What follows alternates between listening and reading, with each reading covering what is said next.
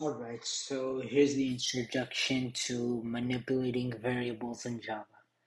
Let's say we are writing a program that represents a user's bank account. With variables, we know how to store a balance. We use a double, the primitive type that can hold big decimal numbers. But how would we deposit and withdraw from the account? Lucky for us, we have the ability to manipulate a value of our variables.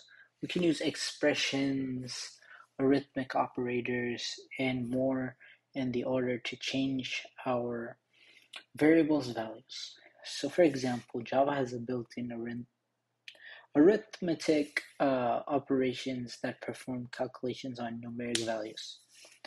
So for example, if you had, let's say, a balance of $20,000.99 and someone give you a check for $1,000, you can then add that, so you have the balance and you add it to you deposit the amount and you add it to the new balance, which is now $21,099. In the final line of the code above, we use the expression balance plus deposit amount to determine the new value of the balance variable. When an expression is executed, it produces a single value. The data type of a variable plays a large role in the operations we can use to manipulate it. We can think of a data type as a combination of a set of values and a set of operations on those values. For example, the double data type is comprised of the values like 4.8 and operations like addition. For now, we'll mainly focus on the set of operations that can be used on numbers and booleans.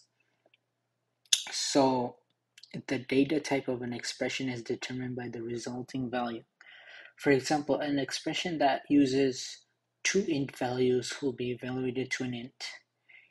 If an expression contains a double, then the resulting value will be a type double. Okay, so in the file guessing game, we have defined two integers, mystery1 and mystery2. We talk about these operators among like others in the rest of the lesson. Use system.out.println to print the values in the variable that holds a value of 2. So we need to print the variable that holds the value of 2.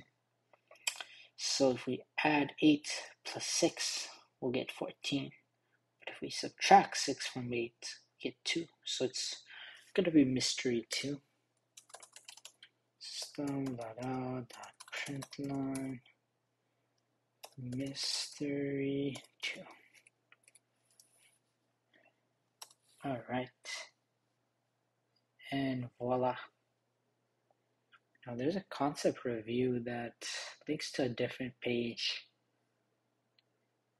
That's cool. So that's why Codecademy is actually pretty nice. So in the next lesson, we'll learn about the different operators. Till then, I'll see you guys in the next one.